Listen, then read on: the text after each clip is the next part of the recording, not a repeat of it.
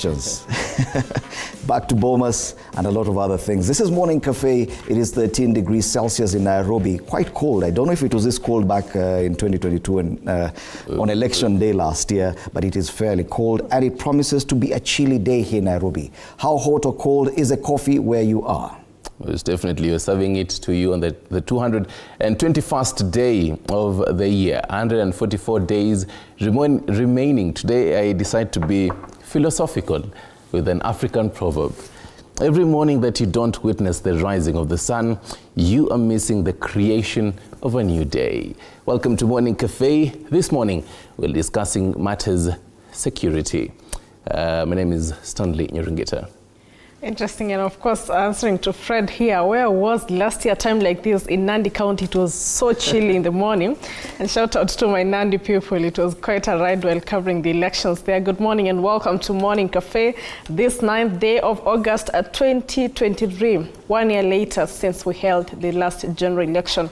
Have the leaders worked up to your expectations for the last 1 year? Of course, keep interacting with us at TV47 News on X, TV47 Kenya on Facebook. The hashtag is Morning Cafe and our SMS line 22047. I'm Flora Limuki.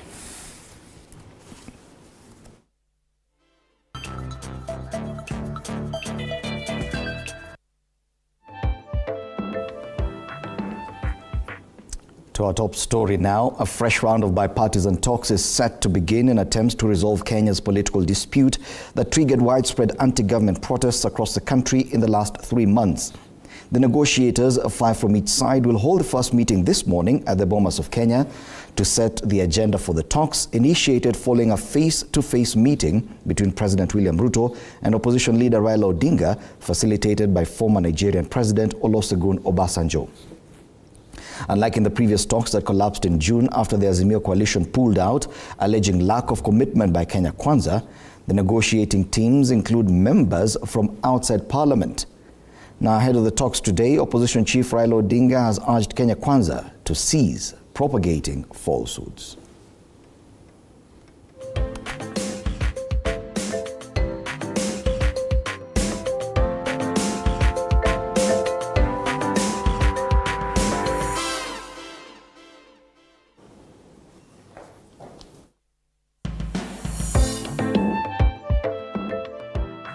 And that top story leads us to a question this morning. Are you confident that these fresh rounds of talks will bear any fruit? Are you confident that these fresh round of talks will bear any fruit? You can post your comment on X at TV47 News is a handle there. You can also do so on Facebook. TV47 Kenya is a page. Let's now get the day's diary.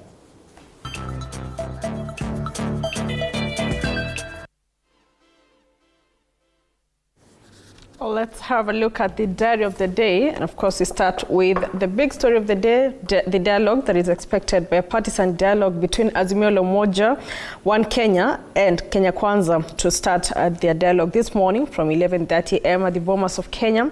This is according to the Wiper Party leader Kalonzo Musyoka and National Assembly Majority Leader Kimani Ichung'wah. Then Interior CS Professor Kithure Kindiki and CS Information, Communication and Digital Economy Eliud Owalo are set to appear before the National Assembly Wednesday. Both CSs are to respond to issues on operations of WorldCoin and recent cyber attacks on government services. And President William Ruto's 5-day tour of the Mount Kenya region to end in Nyeri County today and Kirinyaga and Kiambu counties, as he expected to launch several projects, including affordable housing projects in Gishugu and Thika constituencies. And matters food security, Consumer Grassroots Association will be holding a consumer engagement forum on food systems, focusing on food safety at Ongata Rongai. And away from that, it is one year since the last election was held. Kenya marks 1 year since the last general election in 2022. And of course, that forms a part of our conversation today. And lastly, today in history, close to 65% of 2.2 22.12 million registered voters to cast their ballots in August 9th, 2022 general elections in Kenya.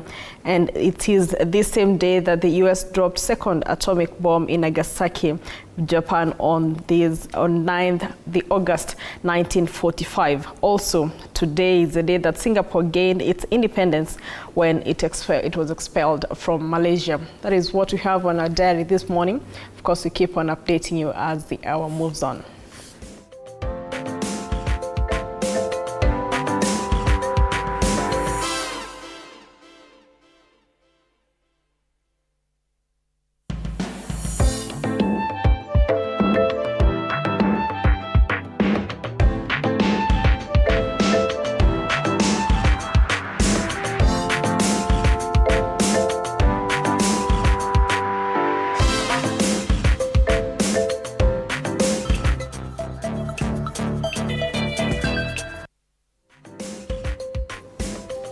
One more thing to add on to that diary. Well, today in the US, it is National Hand-Holding Day. Oh, Yeah.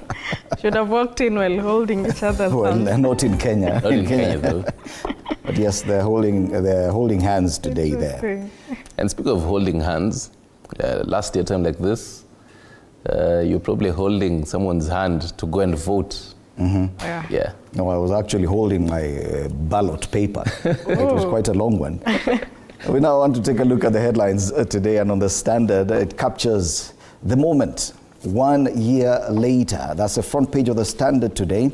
On August 9th, 2022, Kenyans trooped to polling stations and made their intent known. The battle was between hustlers and the elite, between a bottom-up economic model where subsidies will only be awarded to production.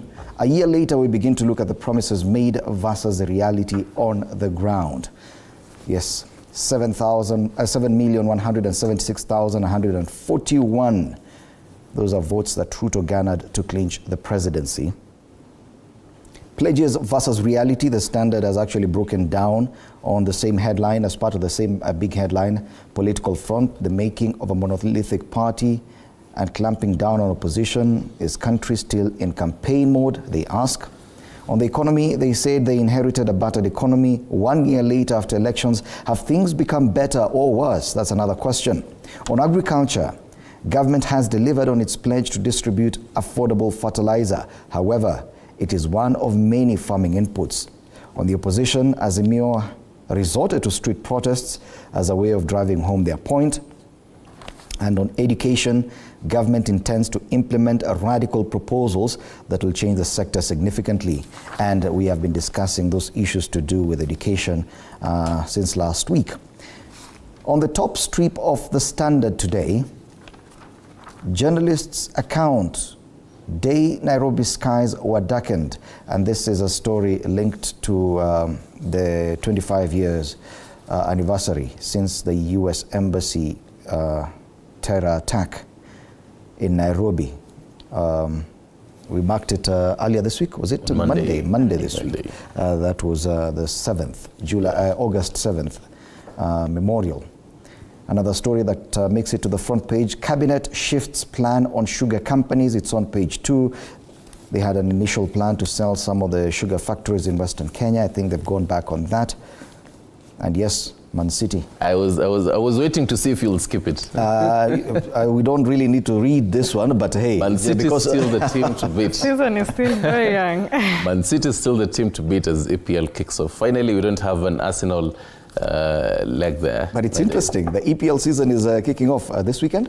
Yeah, by the way, this weekend. Interesting. And I'm sure even the director is an Arsenal fan, so today is going to be a long day for me. Oh yeah, he's actually kicking fan. off on Friday with Burnley versus Man City at 10 p.m. Interesting. Yeah. Something to look forward to. Yeah, at the return of the EPL. Oh, yes. And that's what's headlining on the Standard today. Yeah, on the Daily Nation. An interesting bit there. How juniors bagged 600,000 Kenyan shillings each per month in allowances. Some 21 employees of the Department of Public Works each pocketed, get this, 617,285 Kenyan shillings monthly, or 20,294 Kenyan shillings daily, assuming they worked 365 days to collectively draw 155.5 million annually in travel packs. The amount is nearly 20% of the entire department's wage bill. That story is on page 7. So 7.4 million, this amount in shillings, each employee bagged annually. Wow. And back to Bomas, where it began. Daily Nation decided to go with what you had even as the highlights today, and also forms a question this morning. Today, representatives of President Ruto and opposition leader Raila Odinga converge for talks to end a lingering post-election crisis at a venue where a year ago the warring factions scuffled prior to the declaration of poll results following a tight presidential contest. The dispute has persisted since. And it's interesting, even back to Bomas itself is quite an interesting tag, because last time like this, and even in the afternoon, as if you remember, it was a whole tense mood. It was what you could really hear from Bomas was the choir singing, people really trying to know what is happening around here. And even the next day, on the 10th of August, on the top strip, judge who blocked Ruto taxes twice moved to Malindi. And they have the photo there of Lady Justice Mugure Thande, that is on page 8. This following the whole transfers of judges. We'll be taking a look at that and telling you who is moved to where. On the back page, Cabinet abandons plan to sell 6 state sugar millers. On the right side of the Daily Nation, matters security, fury over Kome's protest deaths claim. So Police Chief Japheth Kome claims bodies paraded in morgues were not victims of police killings, but opposition leaders term his allegation outrageous and insensitive to grieving families. That is on the Daily Nation. Flo, the People Daily? Well, let's have a look at the People Daily today. The headline, Kome sparks uproar over police killings. That is Police Inspector General Japheth Kome addressing journalists yesterday at the National Police Training College after he insinuated that Azimio leader Raila Odinga insinuated that the bodies were hired. Azimio protest after the IG insinuated that the bodies that were found during the protest were hired from mortuaries to insinuate that police killed people during the protest. Of course, in a rejoinder, the Azimio leader Raila Odinga slammed Kome for that comment, and it's quite interesting, and it's a story, of course, that is worth having a look at on page 4 of the People Daily this morning. And still on the People Daily, we have controversial judge moved in reshuffle. Justice Mugure Thande transferred to Malindi just weeks after ruling that temporarily stopped implementation of the Controversial Finance Act as Judge David Majanja also moved.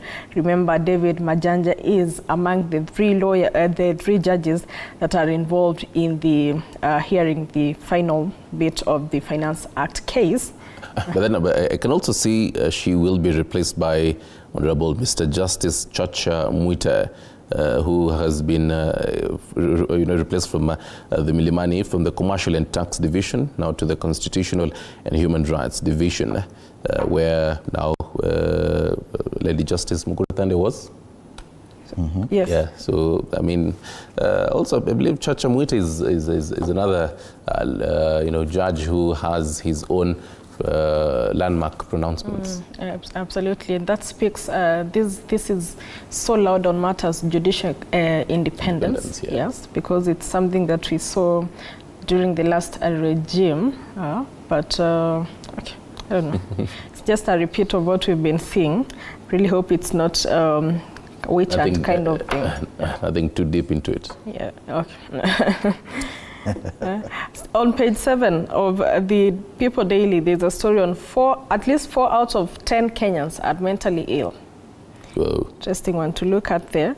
Matters business, cabinet changes a tune on the sale of sugar millers. Government now says it will only lease out struggling firms in race to make them profitable.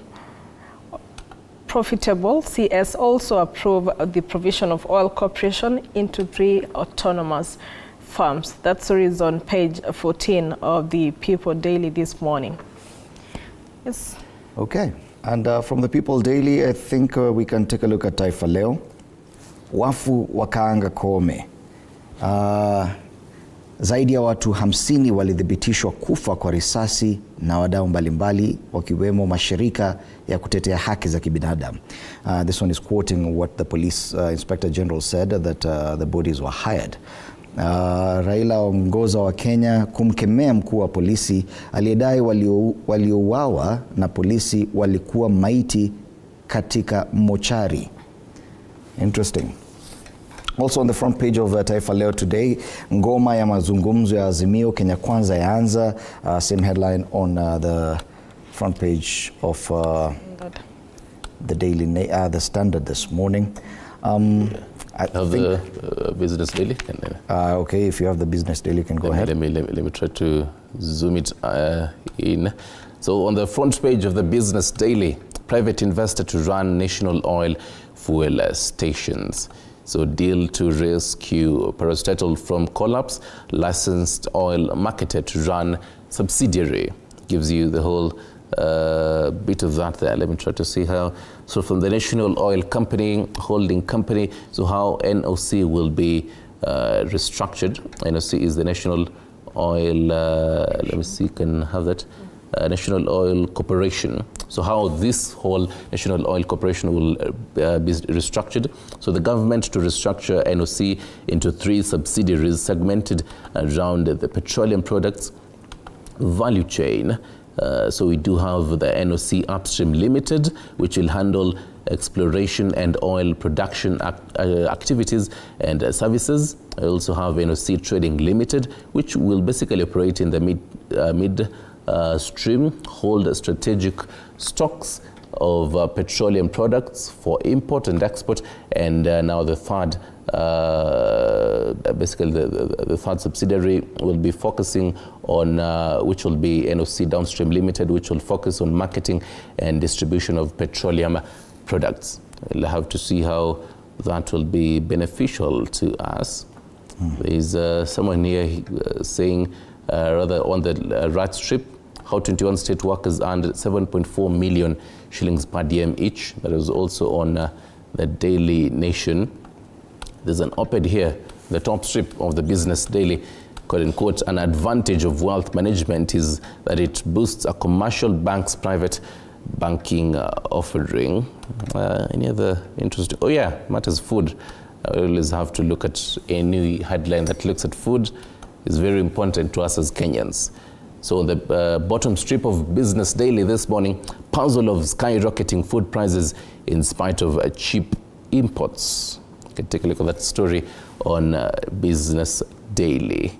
Do you have yes, across the borders in Tanzania, we take a look at Mwananchi, the top headline, Mageuzi Kilimo Uvuvi. That's the top headline on Mwananchi today. I cannot see the details clearly. But that's a big discussion there. I think we can have another one from Tanzania. The Citizen. Why a mitumba ban cannot work in East Africa.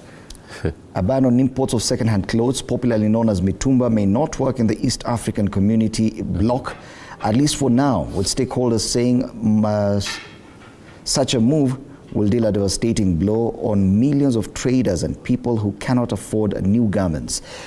Well, that is the front page of the Citizen in Tanzania. Why a mitumba ban cannot work in East Africa. And this one resonates.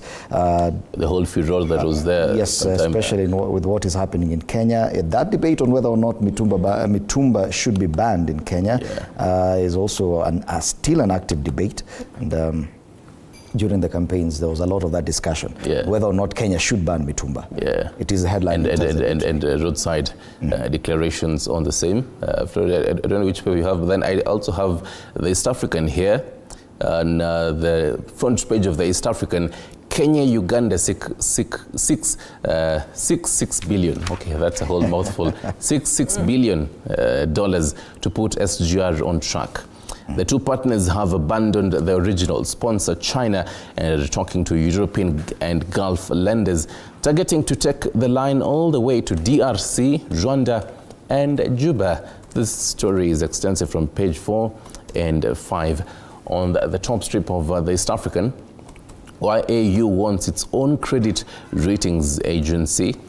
It says the big three, Fitch, Moody's and S&P are unfair in downgrading countries, and also grave fears for missing women, girls in Sudan. Fighters have been kidnapping women and enslaving them, and even killing some. Quite sad there.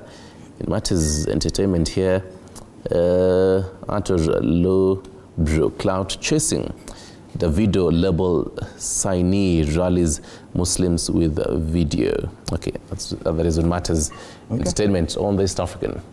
In Uganda, the Daily Monitor, Besigye, here's my proof of dirty cash. You know, this whole discussion on whether or not the ruling party in Uganda actually used cash to bribe officials of the opposition party.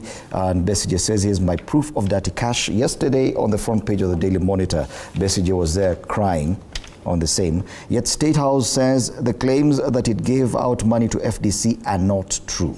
That's a big story on the Daily Monitor. On the bottom strip of the front page of the Daily Monitor, African leaders seek to reap from coffee. And you can see even a group of leaders from various African countries there with the Ugandan president, Yoweri Museveni. And you can see Kenya's Prime Cabinet Secretary, Musalia Mudavadi, also features on the front page of the Daily Monitor. And this is because Uganda is hosting the second Africa Coffee Summit. Yes. And interesting, by the way, remember, was it yesterday or the day before, Taifa Leo going the whole headline of Ruto Mpokonya, Kazi Gachagua. Yes. And speaking again matters Kahawa sector. So again, this raises eyebrows on the whole of it. But maybe there's really not much into it. Well, we'll have to wait and see what happens to the coffee sector. I think interesting to note as well that the Safaricom current CEO, Michael Joseph, has resigned as his director in the board of Safaricom PLC with effect from this August. Okay. Yeah. Interesting. All right. Time to look at the cartoons. Today I see you're ahead of me. Yeah, well, just trying to see. At least the Standard now is adding quite some color to its cartoons. Today it's relatable. That is on the Daily Nation. You can walk us with us as you peruse, even as you have your hot coffee or whatever hot beverage you're having this morning. On page 17 of the Daily Nation, matters security. You know, one of those little houses your watchman has. So there's that, and a number of caskets around it, and a caricature that, well, looks like IG Japhet Koome saying out of stock. The truth is out of stock. The truth, by the way, yeah, the truth out of stock. There you have it, matter security. On the Standard this morning, there you have it, by the way. Fred is really zoom in. I'm doing my usual duty. Fred out here doing the most, really trying to show us on the front, inside Fred the Daily really showing us the truth here. Yes. Yeah. The truth has run out of stock. Yes. Clearly. On the Daily Nation today. On the Standard, page 12 of the Standard, I don't know if it is, okay, maybe the number of mountains there, so might probably believe this is the Mount Kenya region. Then the people there may be eating the rice and meat. He came, he saw, he conquered. Whether one of them is wearing one of those famous Mount Kenya hats, and it is written Mount Kenya. Caricatures that look like President William Ruto and his deputy Rigathi Gachagua having a briefcase, promise and 2027, and they're both smiling. So we had to see if they have delivered the promise in they came, they saw, and they conquered. So and they left. Yeah. Yes, that's exactly what the cartoon says. I think I like this one. Yes. I think I really like this one. I think it has a lot of a lot is hidden in the meaning I'm there. torn because now mine is a question. What did they conquer and deliver in matters rice and meat or matters development project? That's the question. He came, he saw, and he conquered. And now you see him there leaving while smiling. 2027. I think. But then again, they're eating meat and rice, so you're not sure if the he is the caricature that looks like deputy president or Ruto, because again, Deputy President Rigathi Gachagua had promised to give them the whole feast of meat and rice. So you're not sure if they're really talking about the rice and the meat or something else deeper. Yesterday we did see the commissioning of the KCC and also a number of commissioning and launching. There's always that. Maybe he's launching something or he's commissioning something. Today he's going to be commissioning affordable housing projects in two areas, by the way, Thika Town and I'll confirm, but then another place also. Gishugu, yes. Yeah, in Gishugu. So that again speaks largely. The whole conversation of, again, these are projects that were started in the last regime. He was just launching projects that were already started. We are yet to see the projects for the Kenya Kwanza government now. Yeah. And it's timely, the fact that today is the last day officially. The 5 days end today, so they're leaving the Mount Kenya region. Well, a lot will be said about the president's 5-day tour of the Mount Kenya region that ends today. He'll be launching a project in Kirinyaga, Gishugu constituency, and later on in Thika as he returns to Nairobi for other duties. It's been quite a busy week for him, visiting the various places. Interestingly, we did not see him in Murang'a. He bypassed Murang'a. He's been to Kiambu, Kirinyaga, Nyeri. And Murang'a was just on the way there. Absolutely. He passed through it, but give him a benefit of doubt, probably be back. He'll definitely be back Murang'a. there. Yes. Yeah. Well, so yes, 1 year later, a lot to be said, a lot to be discussed, a lot of questions to be asked. Today, of course, our top story has to do with the much anticipated talks that will be taking place at the Bomas of Kenya. And we ask you, are you confident that this fresh round of talks will bear any fruit? Remember, we've had previous talks that collapsed, but we're asking, are you confident that these fresh ones will bear any fruit? You can share your comment on X at TV47 News and on Facebook, TV47 Kenya, and we'll be sampling some of your views as we continue with Morning Cafe. After the break, we'll be hosting Evans Wafula, political analyst, the Honorable Martin Wanyonyi, MP, Webuye East, and Nurdin Kagai, advocate of the High Court, our panelists this morning, 1 year later. You're watching Morning Cafe. Do not go too far.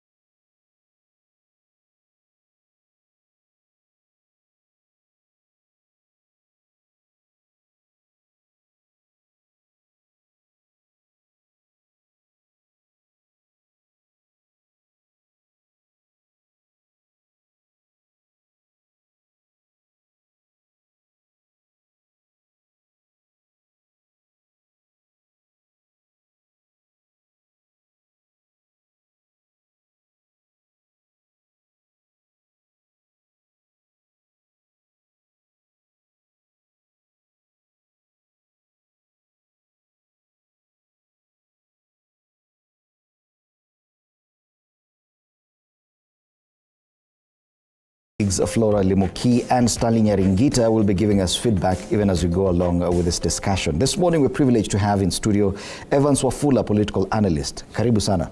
Pleasure. I know when you came in you were enjoying and you were wowed by this studio. Yeah, the ambience. You're enjoying it? It's a really amazing studio. Very state of the art. Yes. This is what we normally say inaweza. Inaweza. Umeenda shule. Then you look at TV47. And on my left, Nuruddin Kagai, Wakili, advocate of the High Court. At least you've been here before. Yes. You're not as shocked as Evans.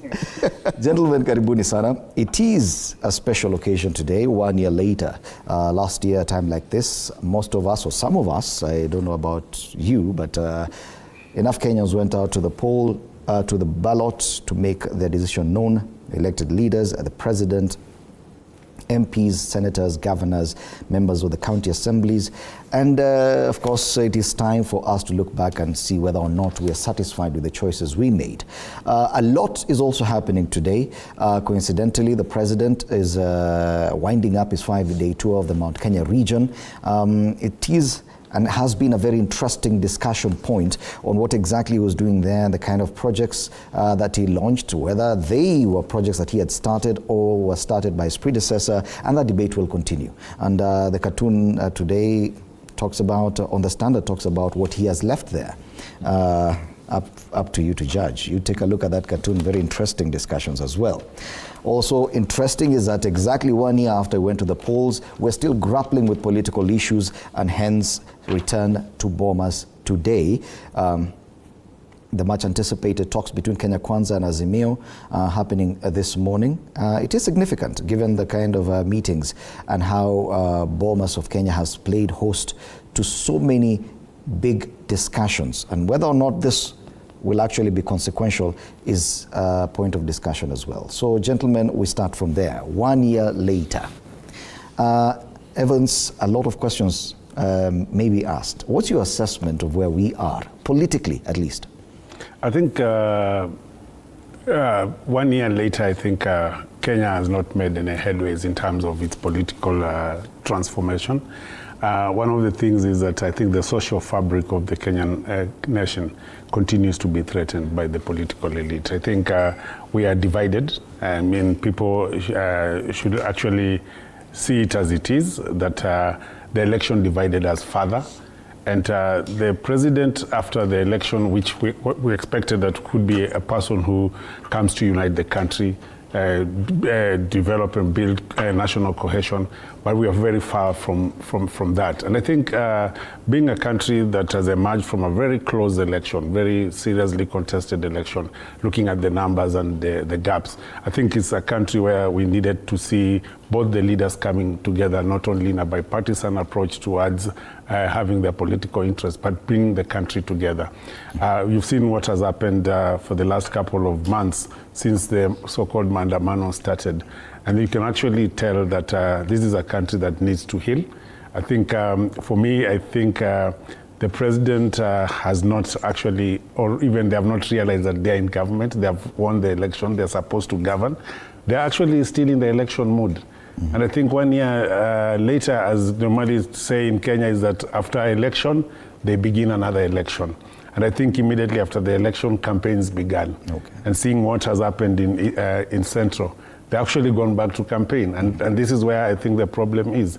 I think the 100 magic that usually every politician says that give me 100 days, I'll be able to tell you or unveil a blueprint. Nothing has happened. 100 days, the president has kept on saying, add me more time, add me more time. And now he's even said, give me 2 years, give me 3 years. Probably he will say, give me another 5 years. And I think what he's trying to say is that maybe Kenyans expect that 5 years later is what we should be discussing. But are we not expecting a bit too much even from the president? He's only human.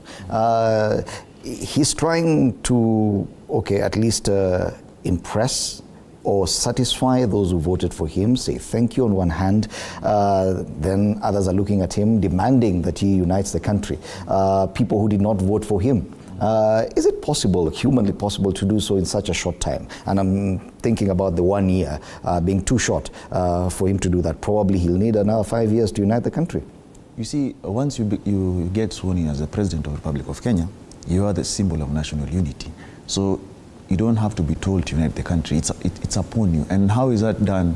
Courtesy of how you run your government, courtesy of how the appointments you make. So if you make appointments in such a way that you only appoint people who are perceived to have voted for you, you're also putting yourself in a mess, because at the end of the day, how will those who didn't vote for you feel like they're part of government at the end of the day? So the problem we have is, like you rightfully said, we finished elections, but the president is back to campaigning. There's that joke by Uhuru where he used to be on top of vehicles. He's back there again. Now he's the president, unfortunately, and he's making new promises. Things are not even, some of them not even in his manifesto. The latest one is about doctors in every household. So you get yourself in a situation where you make it offer promises, and then it gets to a point where now you don't deliver them. So those who voted for you become restless, because they wonder, when will these things change? Because you remember, he's the one who said, Bibilia chini. So you gave up, you gave people a lot of hope, and that his campaign was more or less from the bottom up. Some are roughly saying now they're the basement, because things are not changing. So if he can just relax and actually focus on how to implement his plan, that would be better. Because if you look at how the government is being run, some people are not even settled. Some are still shocked, but they're CSs, and that's what we're being told, incompetence and all the issues we had the other day. So I believe more or less even their structure of communication is still campaign-ended, in like they always react to what Azimio is doing. You have to realize you're the government. Azimio are doing their role, they have to stay relevant. For us, a very long time to be quiet. Yeah. So if you keep on, your communication is always on reacting to what Azimio is doing, when will you work? So they need to focus as a government, implement their plan, and put in structures in that whatever plan they have is followed up and is achieved. Matters unveiling or relaunching projects that are perceived to be from the other administration, you see, governments are all about continuity. Yes. Now the only problem is that during campaigns, when you lie and say nothing is being done, and then now come and relaunch the same projects, because now that it talks about your behavior as a human being. So I believe he has time. 4 years is a long time to go. That is just 1 year down. They still have time to change track and focus on how they can implement the plan. But they also need to know that 4 years will run out very fast as well. Okay, back to you, Evans. And still on politics, I remember a tweet earlier this year when the president's economic advisor, David D, was talking about, was drawing a parallel between President Ruto's administration and Mwai Kibaki's administration, the first term of Mwai Kibaki. And he said that the biggest problem with Mwai Kibaki's first term was that he failed to handle the politics earlier on during his term, hence ending up with what we saw in 2007, leading to the post-election violence.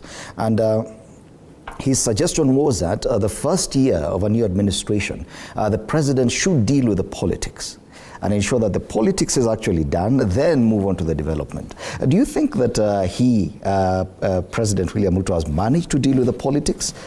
Because, fine, granted, he was not sworn in until a month plus after election day, actually on September 13th. But either way, it is still 1 year on. Has he handled the politics? I think D is really misleading Kenyans on that. Remember, Kibaki inherited 24 years of Moi's misrule. 24 years of a despotic dictatorial regime that had actually entrenched itself for 24 years. Kibaki coming in as a reformist, I think the most thing was actually to be able to place Kenyans where Kenyans would have been 24 years ago.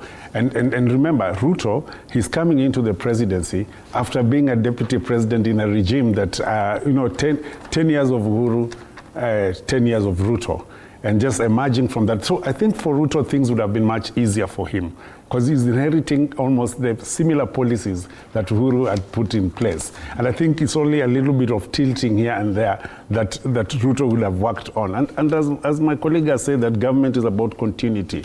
I think he lost the opportunity. And to look at that, I've been in this government for the last 10 years. I'm now the president, and what is it that I can be able to do from where Uhuru left? And I think that's where the problem is, because President Ruto is acting like he's not been in government, and he's like an outsider who is coming to see how things happen in government, coming in with a new plan, new ideas, and people were really not in sync with how the continuation of government needs to be. And I think looking, for example, creation of employment, he should have actually picked from where Uhuru left, because they have been together in government. This idea that Raila was in government doesn't hold. He was in government. They know what they were doing in terms of the agenda, the 4 pillars about housing, about agriculture. He would actually pick up from there and see what is it that Uhuru has not done well that he can improve on. Yet there's always the need to distinguish yourself from any other president. Yes, there was a 4th president. He is a 5th president. I'm sure he feels the need to actually distinguish himself, to detach himself from his predecessor. Hence, even the need for him to do things differently. Give it to him. When he came in September last year, he had to deal with the budget that had already been passed by the previous Parliament and formulated by that administration. His argument is that, yeah, I've had to wait until this following year to get my budget passed, and actually I'm still in court. Yeah, with the finance bill and all these other proposals. Don't you think that that is a reasonable argument for him? You see, he was still implementing that budget that he found at the end of the day, because he was the president and it was left there. Yes, he cut it by 300 billion shillings. At the end of the day, he was the one implementing it now that he's in office. You see, the sad reality is that we have a very toxic political scene or atmosphere. In that, like you rightfully said, everyone would like to have their own way of doing things, which is good. But now the sad reality is that he has to accept that he was part and parcel of the Jubilee government. And things, whether successes or losses, he shares them equally. Now, the fact that they try to portray a scenario where every success we are together, but every loss is for Uhuru, is where the problem lies in. So we've heard him say that he's a student of Moi Kibaki, which is very good if that is true. Then we wait to see how they implement the plan. Now, in his administration, he has his own way of doing things. And that is why we also see that the dress down for the cabinet secretaries. It's never been seen before in the open glare. But I believe also that stems from the appointments you make. You see, if I'm incompetent and you are my appointing authority, what does that speak about you as a person? And if I'm incompetent and then you give me a new performance contract for the next year, that says something. Unless he had a song by T-Pain. You know, T-Pain has a song called Second Chances, and maybe that is the reason why he's giving them a second chance. At the end of the day, I believe that there is something that Musalia Mudavadi said once they took office, that the blame game currency will soon expire. And we're talking about 1 year. And in this 1 year, remember, there are things you said 100 days. So it's just for Kenyans to check, are those things achieved by now? He might say the Hustler Fund is there. The question is, how has it achieved the intended purpose? Now they are yet to actualize the second phase of the Hustler Fund. Now we are talking about how you said certain things would end in 100 days. And that's my problem with this thing. Why must you always say 100 days? And you're really sure that in those 100 days, those things won't be achieved. You see, you put yourself in a scenario where you promise me heaven, and when I get to the gates of heaven and I knock, the doors are not open. You cannot deliver. And that is the problem. That's why Kenya, you see, some of them are restless. But one of the promises I see the Daily has shown is the Mchele Nyama. So we come back after 2027. Well, at least that was delivered. We saw it on TV. But the question is, for 1 year, this administration and many politicians in Kenya Kwanza have directly blamed what they called the handshake government for all the ills or the failures or the challenges that this country faces. But how much longer can they use that? How much longer, because now we're marking 1 year later, how much longer can they keep saying the last administration, the previous administration put us here? You know, there's a perception within Jubilee that Ruto will be president for 10 years. Jubilee or? I mean, within UDA or Kenya Kwanza, that Ruto will be president for 10 years, Gachagua will be president for 10 years. So there's a perception that they'll be in this position of power for the next 20 years. So I think they are trying to imagine that they will have that all much time to be able to do what they want to do. And that's what you see, the interference of course, the legislature bangling around political parties and trying to imagine that they will really entrench themselves of 20 years probably of misrule. So I think that idea that they will be in power for 20 years is really misleading them, and then they're creating an imagination that, oh, we still have time to do these things. If I'm going to be there, and that's why you can see from the cartoon in Standard that there's already a promissory note for 2027. So once there's that mentality that I will be the president for another 10 years, then you really work knowing that I have a 10-year contract, so I will finish these things in the next maybe quarter or the next half of my term. And then Gachagua, probably they think after Ruto, Gachagua will be the next president. And that's where everything now they are losing. I think they should be working towards knowing that in the next 5 years, Kenyans will judge them. And then Kenyans will decide where to place them. Okay. So the simple idea that they have another 15 years after 5 years is what is making them lag and do things the way they're doing. And speaking of judging, after 5 years, the president is not the only one who will be judged. Quite a number of other leaders were elected on August 9th, 2022. 47 governors, 47 senators, others were nominated to those positions. We have 290 elected members of the National Assembly, others were nominated to those positions. Over 1,000 members of the county assemblies were also elected or nominated to those positions. They too, Kenyans should be asking questions about their performance right now. Yes. And the question is, because they say you get the leaders you deserve. We went to the polls. It is also time for us to ask ourselves, did we make the right choices? And this is beyond the presidency. Yes.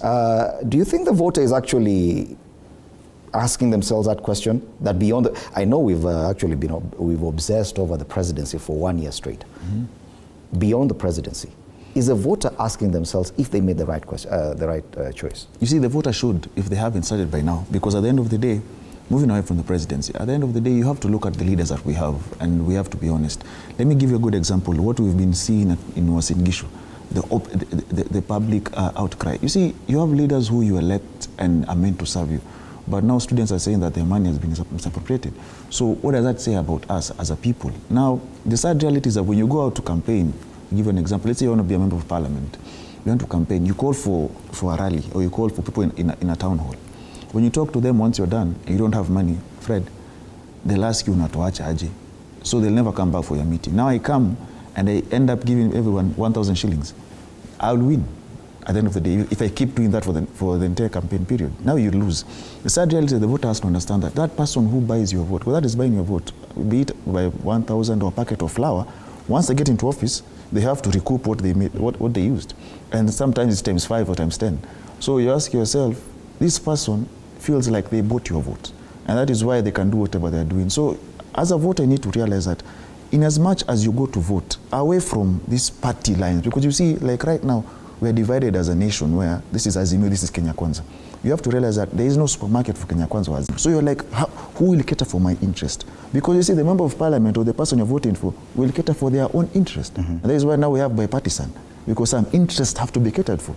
So at the end of the day, you have to ask yourself, in voting, what is my best interest? Or where does my best interest lie in that paper? Is there instances of excellence that you could point out that probably this governor has done something?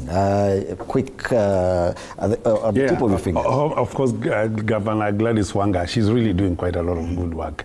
I think other governors are so inclined ensuring that they support the government, or you see, the county governments, I think the governors should understand the concept of devolution. These are governments within government, and they need actually to be able to be firm. But I've seen of late is that there are governors who feel that the president has to decide for them what to do. And they are so much inclined in ensuring that he succeeds. I don't know what success they want him to have, but I think I've seen governors like Governor Gladys Wanga. I have also seen Governor Simba Arati. These are governors who are really working for their people.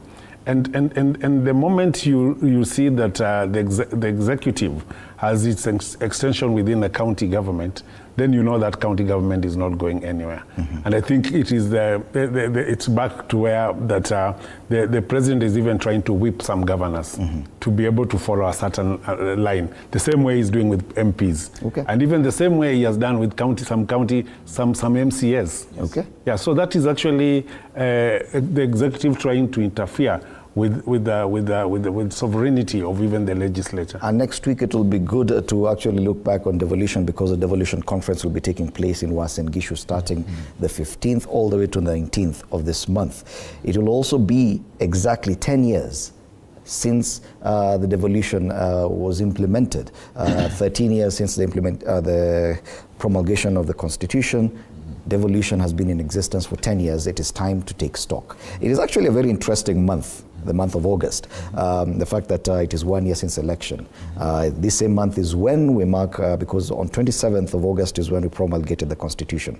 So August is very significant. Yeah. On your part, any instances of brilliance from any politician you've seen? Yeah, there are those who are trying. You see, you cannot point out any. You see, the sad reality is that there's a difference between actually achieving and PR, because there are some who are good in PR, and they use that. Now, let me just go to the House. The members of Parliament are always in the House, and if you like people like Babu Wine, irrespective of his character and some instincts, there are members of Parliament who never show up in the House. And I'll give you an example. When the finance bill was in Parliament, members from Azimio who are meant to marshal their numbers and show up, most didn't attend. They never even voted. But now when Raila calls for a rally, they show up. Now they start saying, oh, tumefinywa. But when that voting happened, when you were needed, you were not there. So that is why I'm saying, when you vote, look at your interest. Your interest matters, because that person you're voting for, their interest is catered for, courtesy of the payment they'll get, courtesy of the office they'll get.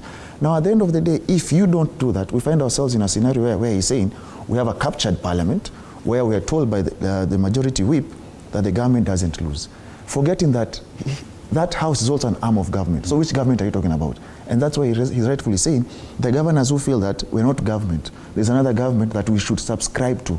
That is why you see there's some, before even this money that was sent to the governors was sent, they had to call out press conferences. They had to threaten with shutdowns. That tells you a captured council of governors. So we have to find a scenario where these arms of government, that be it executive, the legislature and judiciary, work without having the issue of overreaching. That way we talk about separation of powers.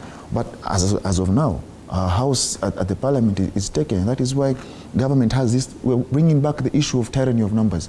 The sad reality is that when people tell us government doesn't lose, so if the government wakes up today and says people have two hands, so I don't like that, they need to have one hand. So will it pass just because it has to pass in parliament? Okay. Members of parliament need to rise to the occasion and realize that they represent the people.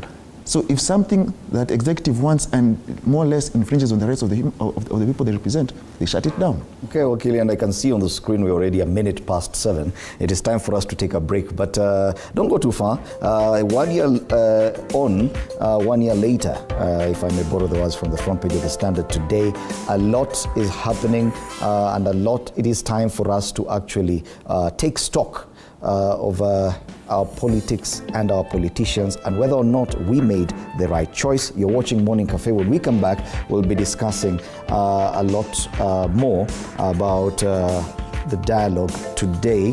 And my director informs me that yes, you can also call in to give us your feedback. The number is on your screen there. Yes, it is on your screen alongside the other social media contacts from where you can answer our question of the day. Are you confident that these fresh round of talks will bear any fruit? That after the break.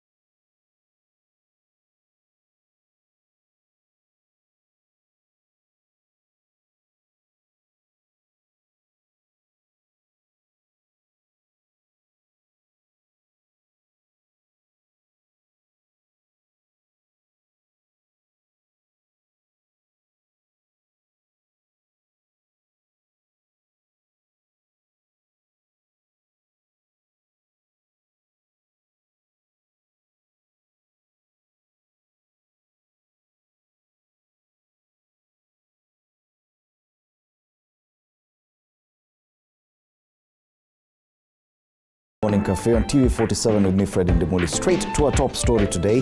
A fresh round of bipartisan talks is set to begin in attempts to resolve Kenya's political dispute that triggered widespread anti-government protests across the country in the past 3 months. The negotiators, 5 from each side, will hold the first meeting this morning at the Bomas of Kenya to set the agenda for the talks, initiated following a face-to-face meeting between President William Ruto and opposition leader Raila Odinga, facilitated by former Nigerian President Olusegun Obasanjo. Unlike in the previous talks that collapsed in June after the Azimio coalition pulled out, alleging lack of commitment by Kenya Kwanza, the negotiating teams now include members from outside parliament. Ahead of the talks today, opposition chief Odinga has urged Kenya Kwanza to cease propagating falsehoods. So this morning we ask, are you confident that these fresh round of talks will bear any fruit? You can share your comments or sentiments on X at TV47 News and on Facebook, TV47 Kenya. You can also call in on the number that's on your screen, 0768 095 491, 0768 095 491, and we're hoping to hear from you.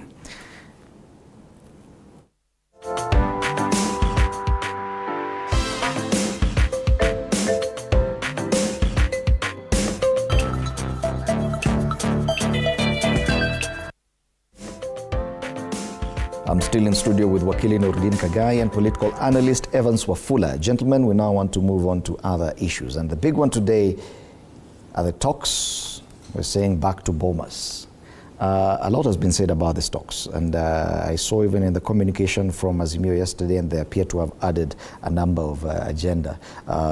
In their communication, they keep adding one more, and they're talking about even other issues that may require possible adjustment of the laws or even a relook at the Constitution.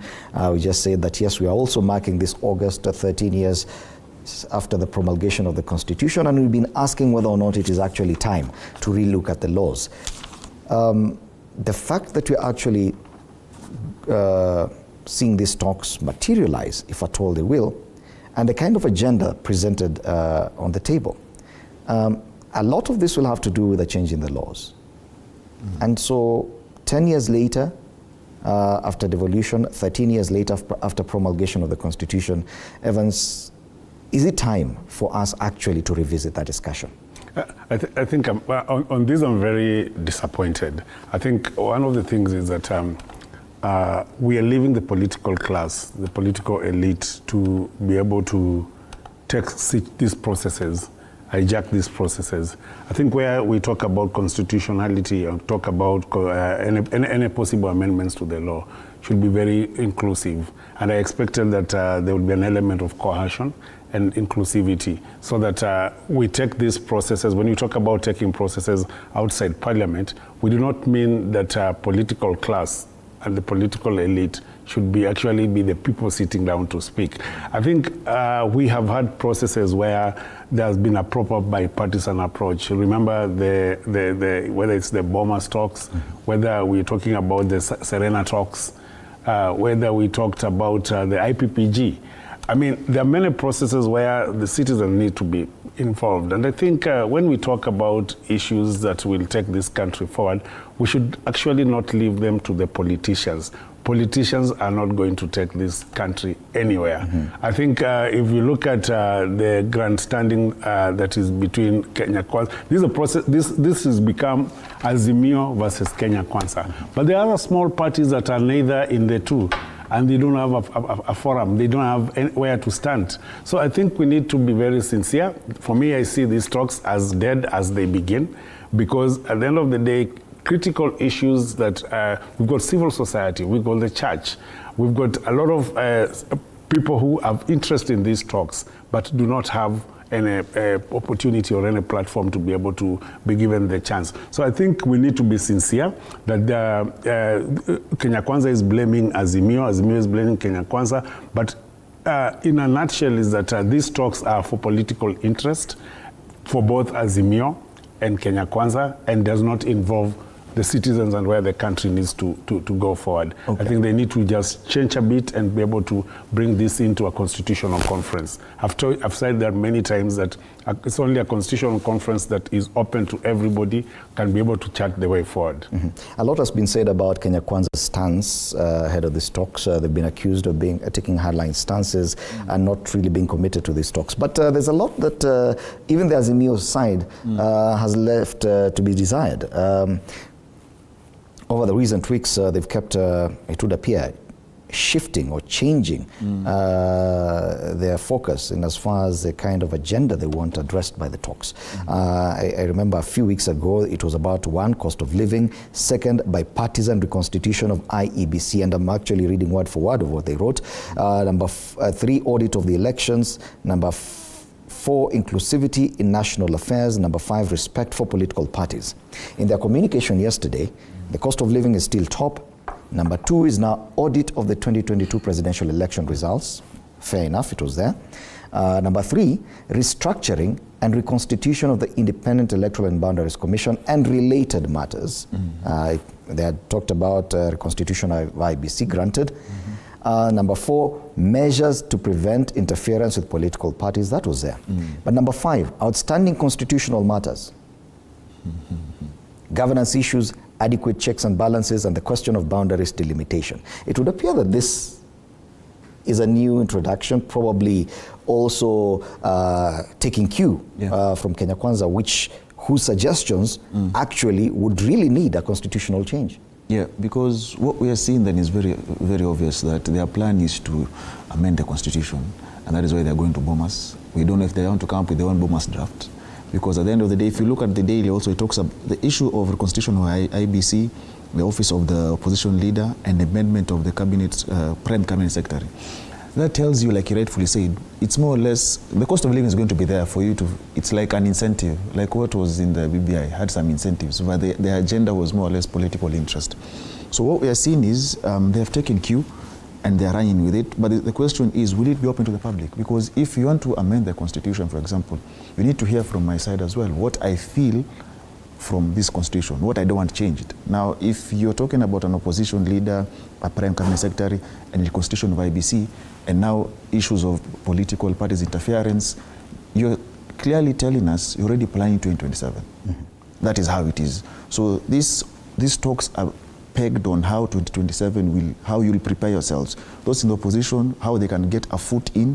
Those in government, how they can plan their way around it. So the question is, what happens to my interest? Because now it's more or less the political elite interest. And when we say we want it to be open to the public, now they can play to the gallery and open it up, but you just go there to sit and listen and make recommendations like what we saw in the finance bill, where recommendations were made and largely most of them weren't even included. So the question is, this bipartisan talks that we're having, is it a formality? Has the president and the former opposition leader, when they met, did they already agree? It's like they already agreed. It's like the script is amend the constitution. So now it leaves the hardliners in both camps in a situation where they have to fit in the script. So how do you fit in? Now bring the bipartisan, and so that they can try and find a way they can, so as to be in the wave and not to be carried away from the wave. So the sad reality is that it is more or less going to cater for the political interest, but the question is, where does my interest lie in as a Kenyan at the end of the day? When you talk about cost of living, I really want to hear what the political class will discuss about cost of living without opening it up to the public. Because you see, cost of living is not basically just about food. There are so many other things that relate to cost of living. And actually, the issue of cost of living came in much later in this whole discussion, even as part of the agenda for the Azimio side. Yes, we are back to bombers, but it also looks like a return of the BBI. A lot of these recommendations were there. Part of the criticism back then, directed at the president back then, President Uhuru Kenyatta, was the fact that it would appear he was the one initiating a change in the constitution, that any prompt for a change or a relook at the constitution should not emerge from the leadership. But that was the argument back then. But it would appear we are doing the same this time round. The president himself has written to the Houses of Parliament, making recommendations which he now is presenting on the table for discussion, and Azimio appear to be like, yes, come, we go ahead with this. Absolutely. I think the principles of sovereignty on which democracy rests dictates that it's a rule of the people, by the people, for the people. And I think the people of this country have a role to play. This is a democracy. Kenya is a republic, it's a democratic republic, and it's not a monarchy. And let's see, it's not where people sit down and discuss and decide what they want to do. Having said that, I think on the agenda that they want to discuss, I think it's important to note, for example, the IEBC issue. For me personally, I believe that the people who voted are more than the numbers we were given. I cannot believe that 8 million Kenyans did not vote. And therefore, there's need for a forensic audit. I think even the number of people who voted for President Ruto are more than the numbers we are given. People who voted for Raila are more than the numbers we are given. And Chebukati is nowhere to be asked. And I think the fact remains, and that's why I've kept on telling people that a difference of 200,000 against what Ruto got and Raila is a big problem in a democracy. We say it's only 50 plus, but we're talking about how the country is divided based on that. So I think a forensic audit then has to inform us that I think Chebukati, by design, decided to mess these elections, and there was a conspiracy to hide the numbers. I think more Kenyans must have voted.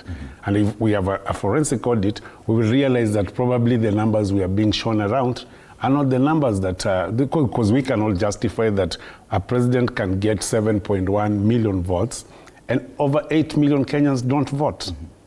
It's an absurd in a democracy. It's an absurd in a country like Kenya for us to go and just rest by that. The other thing is the issue of what, I think when you talk about Azimio adding other agendas, I think the issue of police brutality, excessive use of force by law enforcement agents. This is a critical issue to be discussed. I happen to be in the writing committee of the Convention on Civil and Political Rights, and it's very clear that even private citizens can petition the United Nations to send a rapporteur on extrajudicial killings to Kenya to investigate those cases. So it's not only about ICC. It's not only about the bipartisan talk. Any Kenyan who feel aggrieved can petition for a special rapporteur to come to Kenya to investigate extrajudicial executions. And if this is one of the things we need to chart, we cannot let the politician to discuss the agenda. I think the civil society have a critical role to play, to ensure that I saw yesterday people saying they have included things about extrajudicial killings. They have included, these things need to be discussed openly. And it's interesting that you point out, you mentioned the civil society. And even as we actually question politicians, we should also question the civil society. Where did they disappear to? This whole year, where are they? We've seen, definitely we've seen days when the civil society was more vibrant. Where are they now? You see, the problem is, the truth of the matter is that towards the end of the campaign, some of them are taking sides. And that is why some of them find themselves in a situation where speaking out becomes a problem.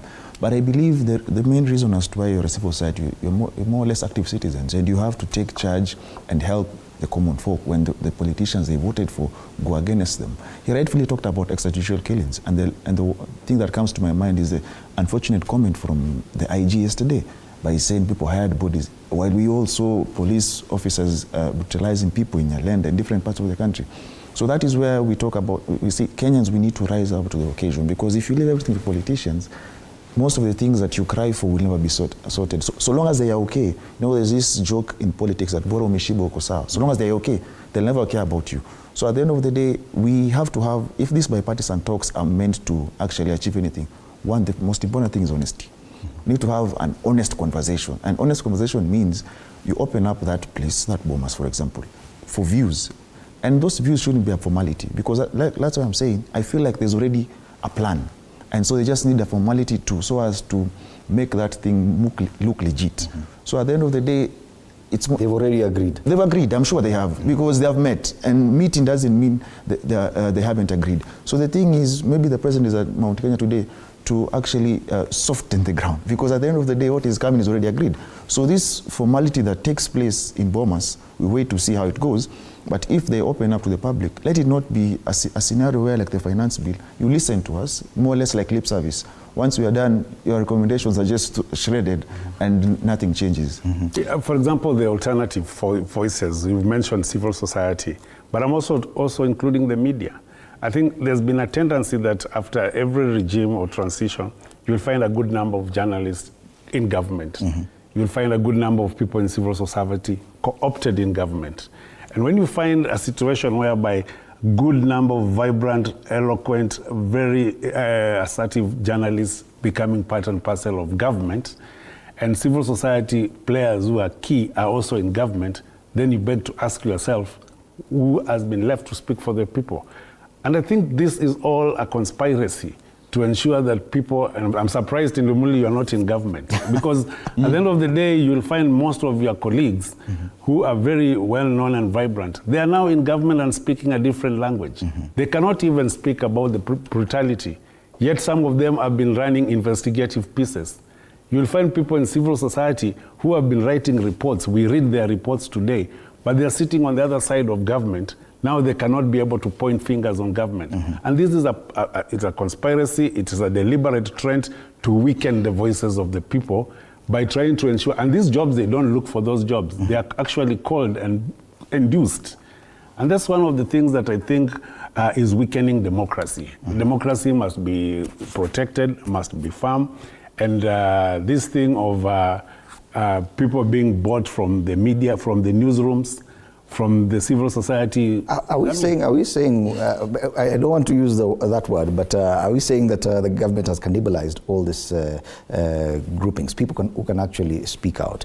Now, if at all, because we've been talking about the fact that even the legislature is now at the mercy of the executive, at the whims of the executive.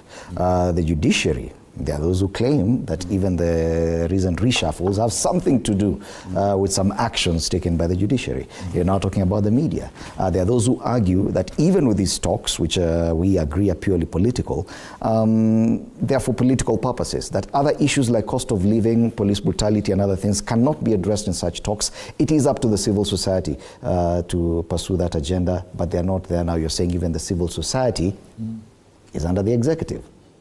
You see, the sad reality is that we live in a scenario where, not just in Kenya, see, the executive likes to have control over whatever happens in the country, be it the civil society. That's why you see sometimes some laws are made to actually put them in a fix.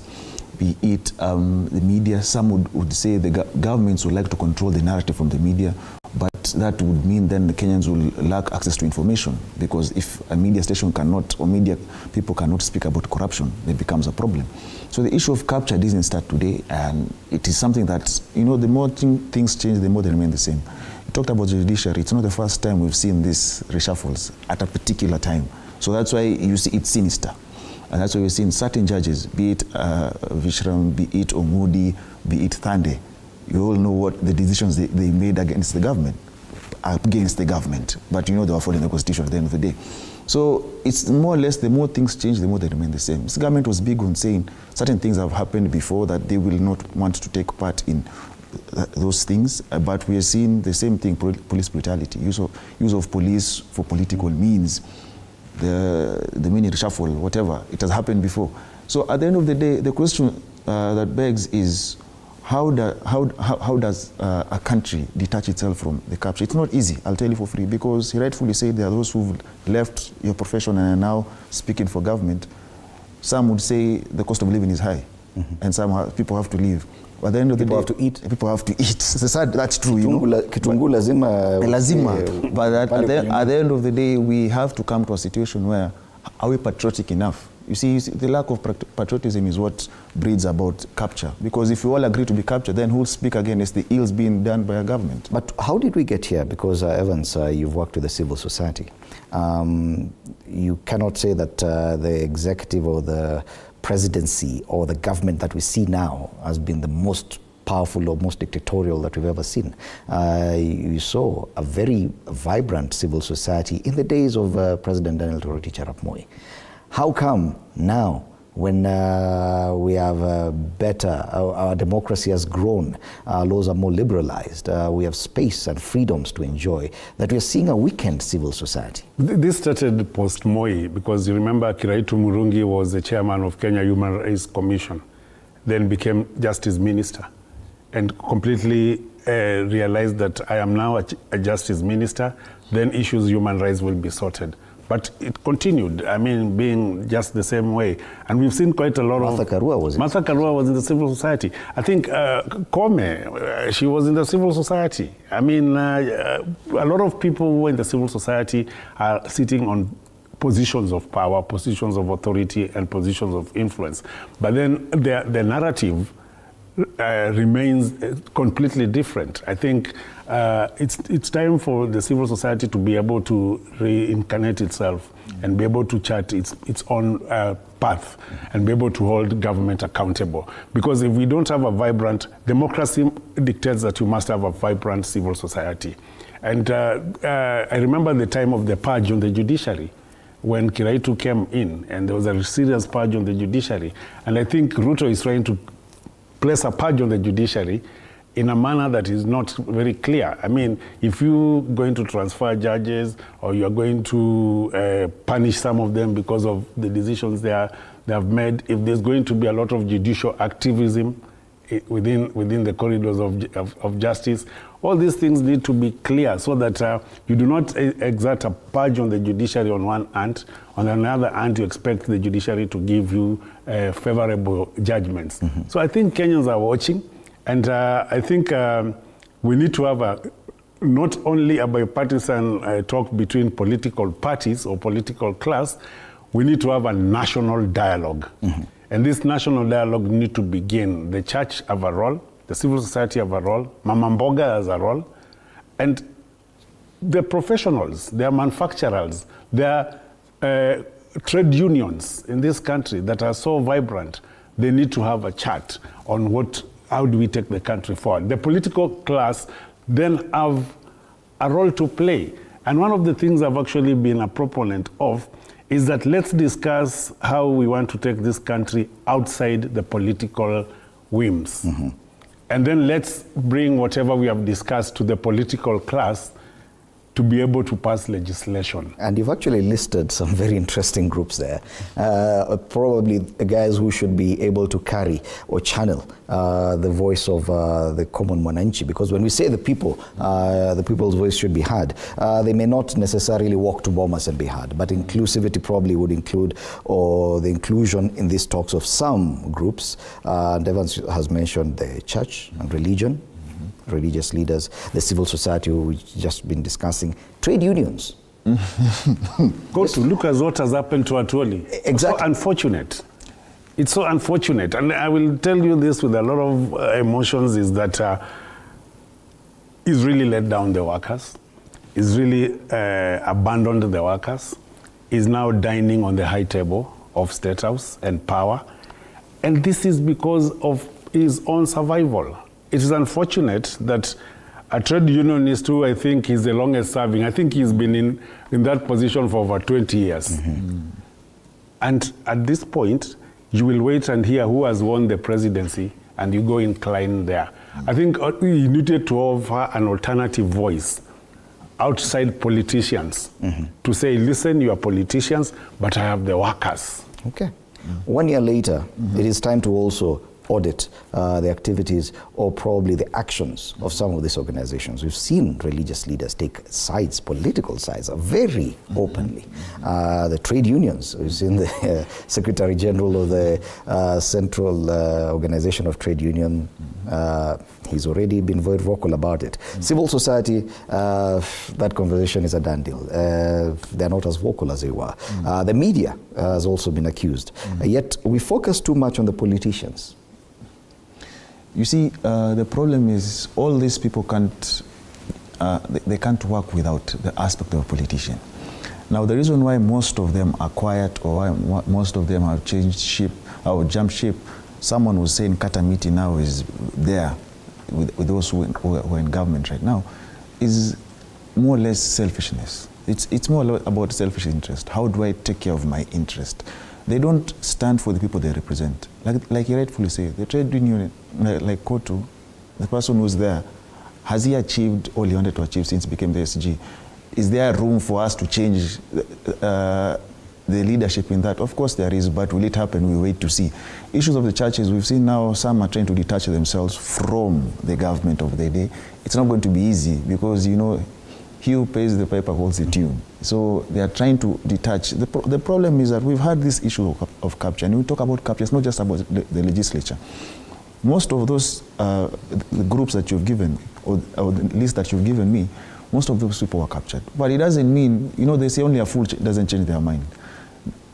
Maybe they fear the repercussions, but you have to stand for something. Because if we all say, if we go back and say, during Moi's time, everyone who was captured, and if they never decide to talk against him, then we'd have a problem. Kibaki was one time Moi's vice president, but he left him and went and channeled his own path. So it doesn't mean just because you are paid at a particular time, I put it in quotes, allegedly, or rather you are captured, doesn't mean that if you see the light, which I hope they are seeing, or if they haven't seen, they have to. You can't speak against it, because if you don't, we have a scenario where you just talked about how we've developed, our democracy has matured. But you see, a dictator was never made in a day. It's a process. It starts by destabilizing any institutions that are there, so that by the time you get to a certain point, there is no one who's going to challenge you. Shouldn't we therefore be talking about Ruto's political brilliance?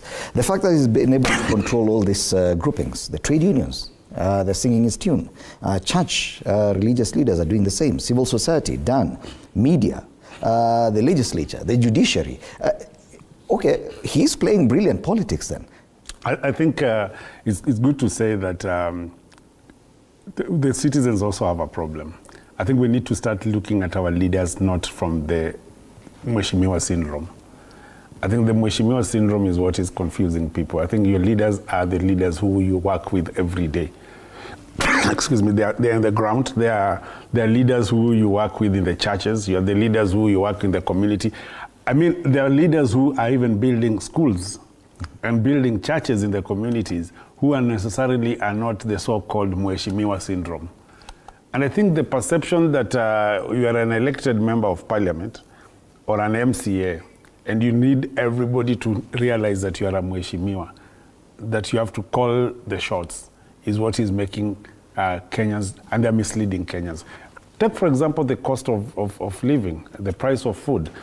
I mean, none of these Mheshimiwa know the price of unga, because probably they are not the ones who are buying. They have somebody to deliver the unga at home. But when you go to the wananchi who know the price of unga, it is that shopkeeper, that person on the ground who understands that I can even give you on debt. In fact, I was being told the other day that almost every shop has a black book of people who are collecting food and paying on credit. From small things like sugar, milk.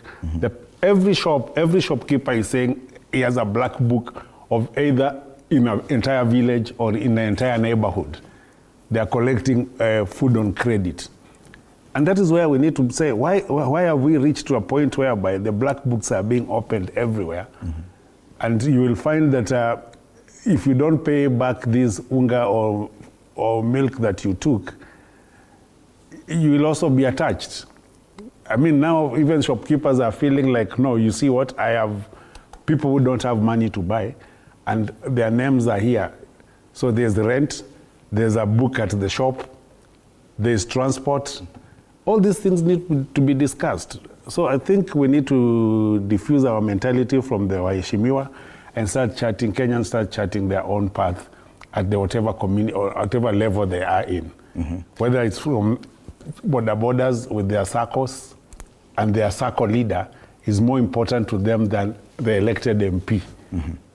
And we'll come back and discuss the issue even about the performance of the legislature and young leaders. It has been a theme that I've been carrying out throughout these discussions. But when we started the conversation, I pointed out about a tweet by David D. And the fact about the suggestion that the president could be out to manage the politics early in his administration so that he'll be able to do other things.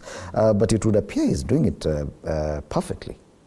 If at all he's in the position where he is right now, that even the Azimio side is taking cue from his suggestions. And he has all these people listed here who would actually be opposing him or criticizing him, but they're not.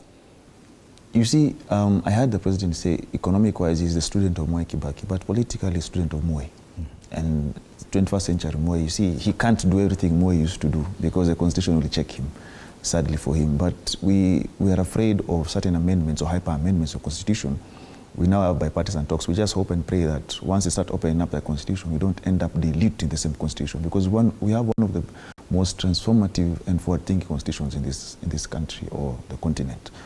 So what we have is that the president is a master in his game, and I think that's why he's in office. That speaks volumes about that. But we cannot have a situation where everyone bows down to the whim of the president. We should never have such a scenario, because if we do, it means we don't have a country. Going back to the conversation I referred to, if you listen to the students who were complaining about the issues in Uasin Gishu, they told the leaders there, the senator, the DG, and the governor, we elected you to serve us. Now the citizens have to understand that, like what rightfully said, the scenario is they serve you, not the other way around. But we are accustomed to serving the political class. And that is why we are saying, like even these talks are more or less serving the interests of the political class, but with incentives that would make you subscribe to that initiative.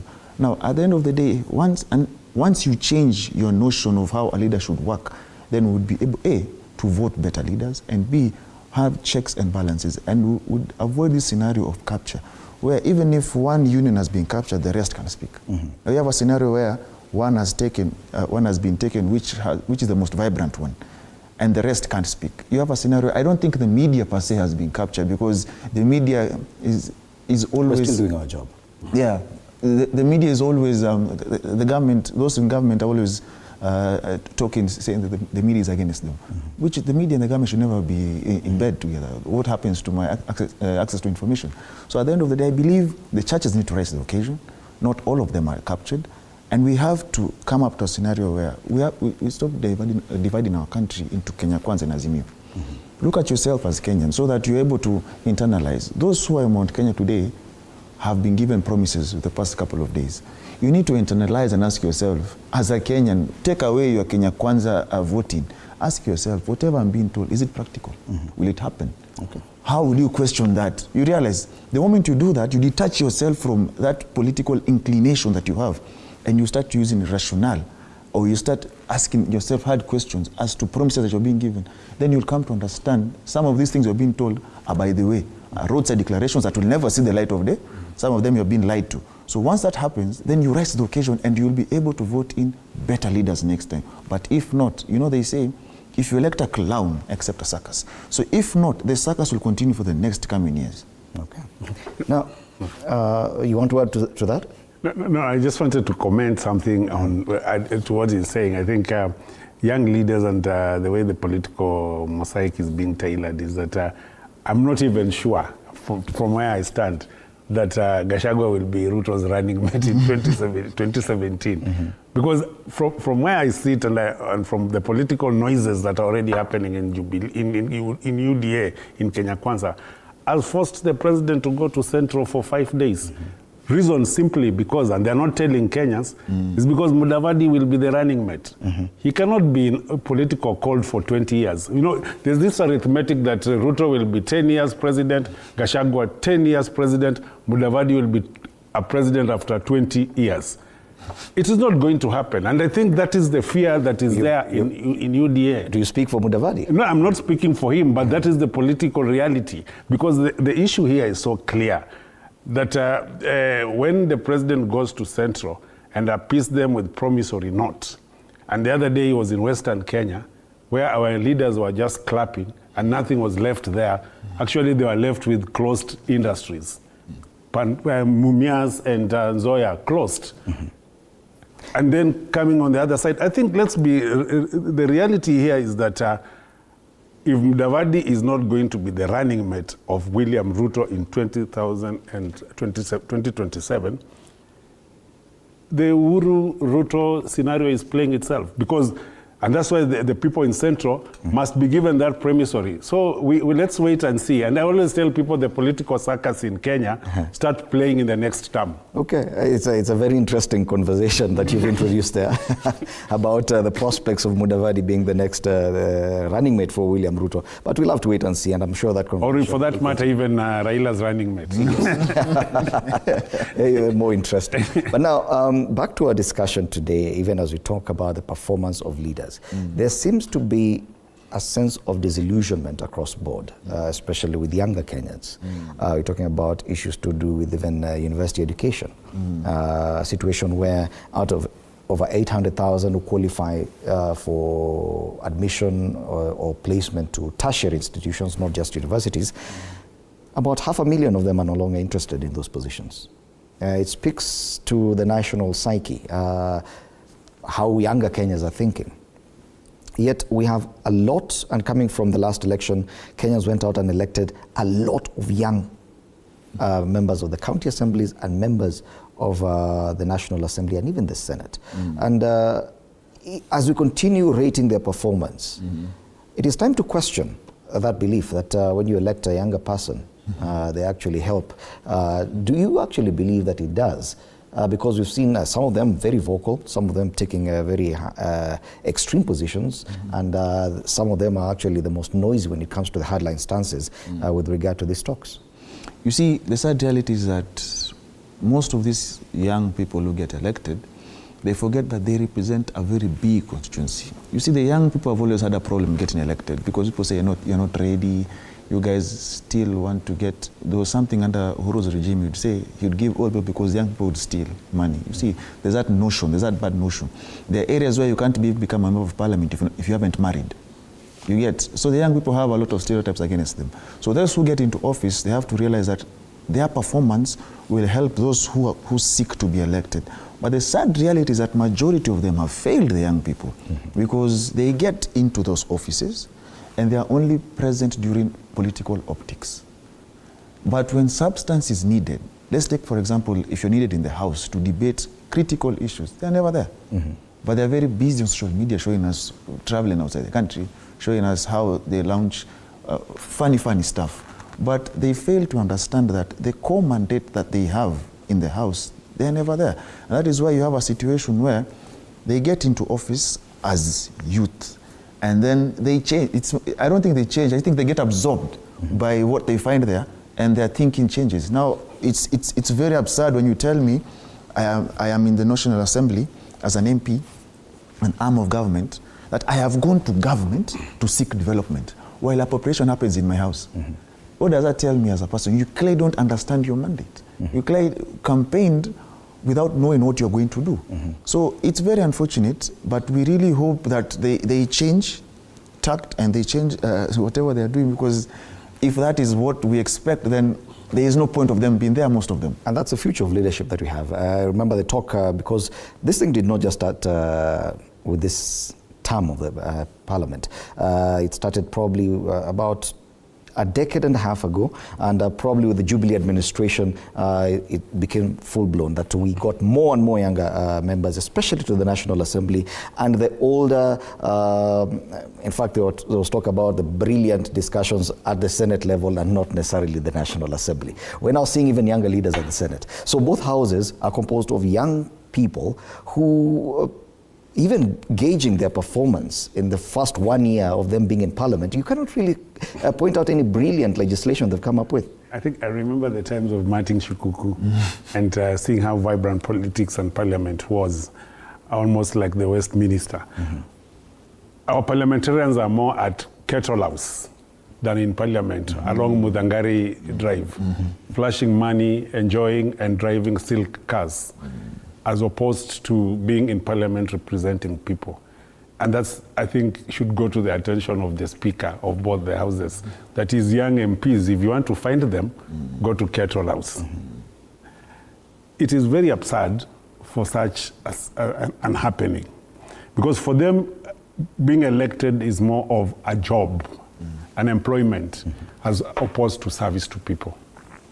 And the moment they make that going to parliament is about prestige, it's about status, and it's about earnings, how much I'm going to earn, then we lose it.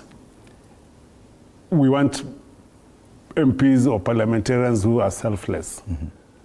I think I've never had in these young MPs who say that I have abandoned my salary for this month to pay fees for all orphans or the best students in my constituency. Instead, they are chasing tenders around.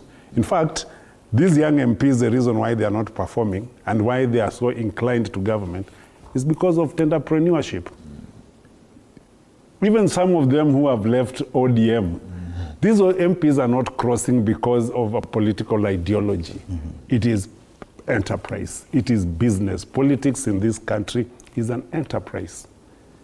And the more you get into politics, you will entrench yourself in terms of your business, your social standing, and the clubs where we will be finding you. It is nothing to do with service to the people. And Kenyans should know that. They should know you are not electing anybody to go to represent you. Isn't it the same enterprise that even these different bodies that we were talking about and their lack of vibrancy in reacting to what the common mwananchi feels or is experiencing? Don't you think that even they are chasing the same enterprise? The trade unions, the church leaders, the civil society. And that's why I'm telling you is that if a country is sort of like a mafia-run state, where competing interests are more of economic, look at sugar barons, look at fake gold dealers, look at corruption as an enterprise. And all these things put together, and we have a government that probably is seeing these things, or probably it's directly also benefiting from these things, then you will ask, we are in a bad state.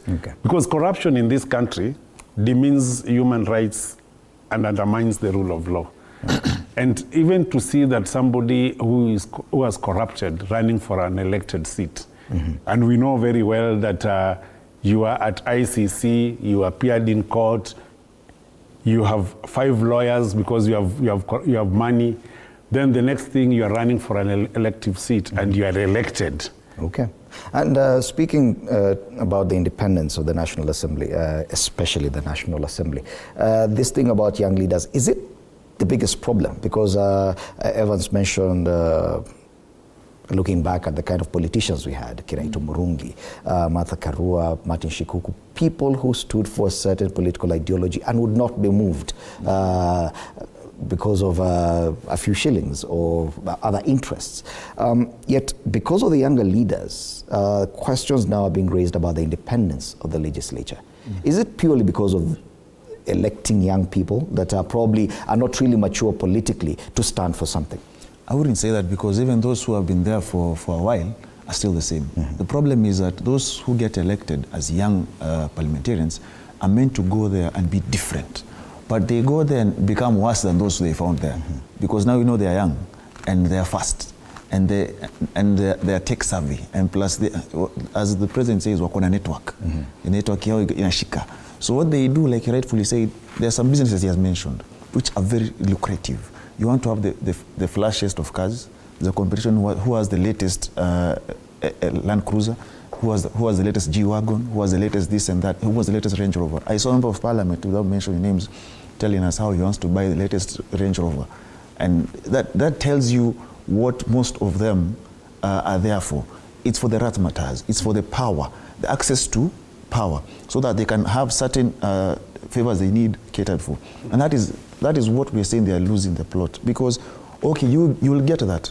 What am I getting as your voter in return?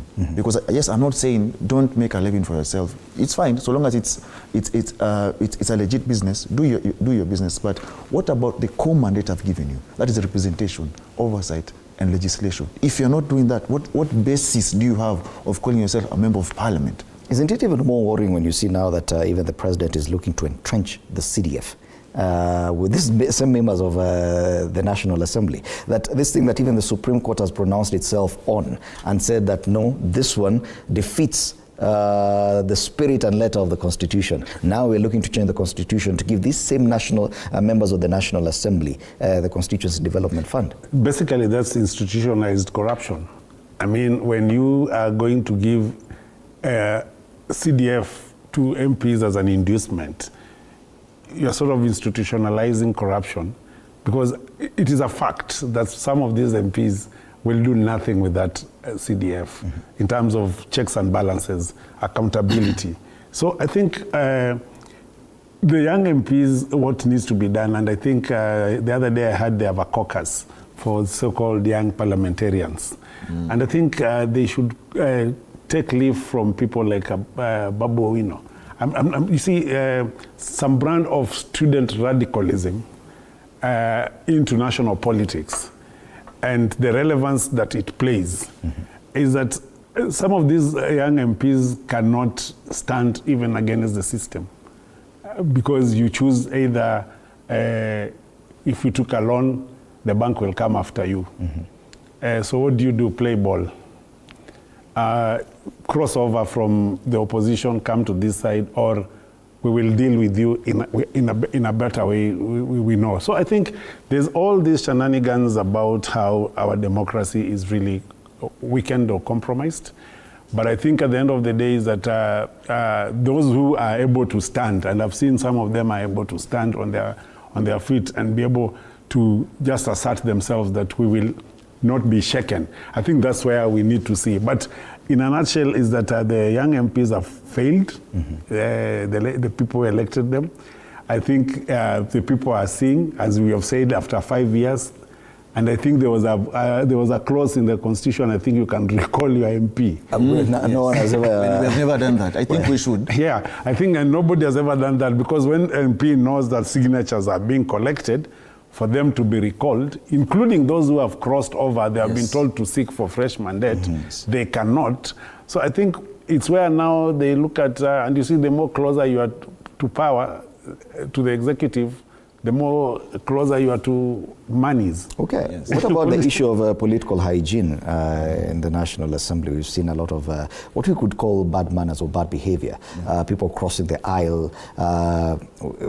A case in point, because this I can mention, the leader of the minority whip attending the parliamentary group meeting of the majority party.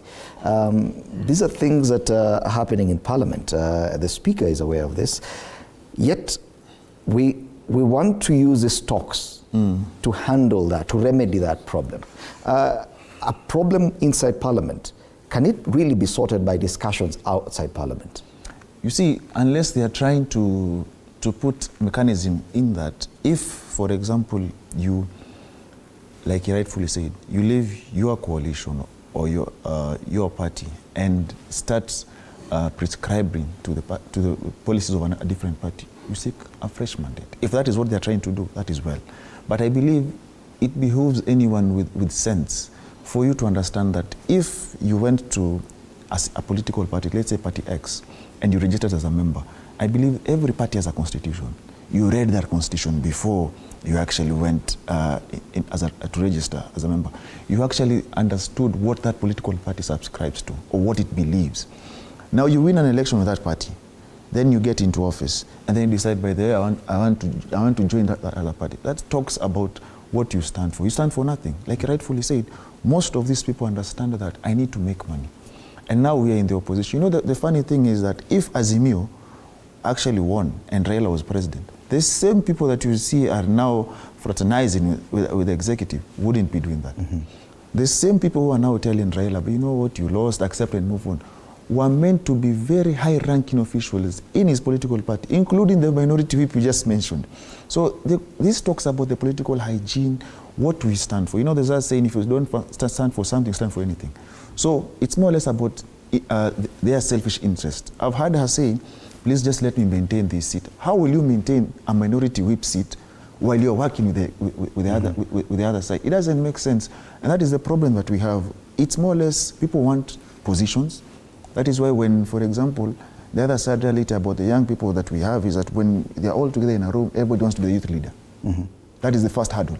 And now what the old folk do, they call, let's say him and I, and they say, we want him as a youth leader. And they know by doing that, they split us into two. I will move with my camp, he'll remain with his, and that is how we join different camps, and we never have a common agenda as a young people. Okay. And so you look at the members of parliament who get into office, the young ones, for example, they get there, like you rightfully said, there are the different loans, the mortgages and everything. So they ask themselves how they're going to pay that. And some are engaged in some businesses that the government might not see legit. How do you protect that? Or maybe you have certain cases that you'd want to be put under the shelf. How do you do that? Because we have seen cases of corruption where if you're closer to power, proximity to power means your case ends. But when you're on the other side, that is why we talk about weaponization of corruption. When you're on the other side, you're always on the dock. Okay. And that is what we have to change. If we really I also think that the reason why you've said why this can be sorted outside Parliament, and in this dialogue, when we talk about the executive must allow parliamentarians to protect that doctrine of parliamentary sovereignty and get away from executive despotism.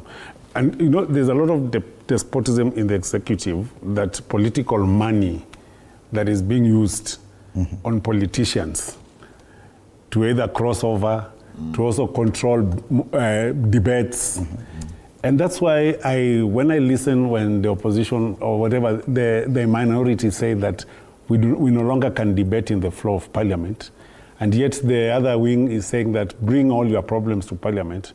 And we know a situation where executive despotism and political money is so flooded inside our politics and even in Parliament and in the Senate that nothing can happen. So I think what they are seeking to do is that to try and tell the executive, to tell MPs, protect the doctrine of parliamentary sovereignty. Yet this conversation should actually be taken further, I believe. The fact that political parties within and outside Parliament have had perennial problems. I think after KANU, we've not had any other party that has proper disciplinary mechanisms or other ways of actually reining in their members.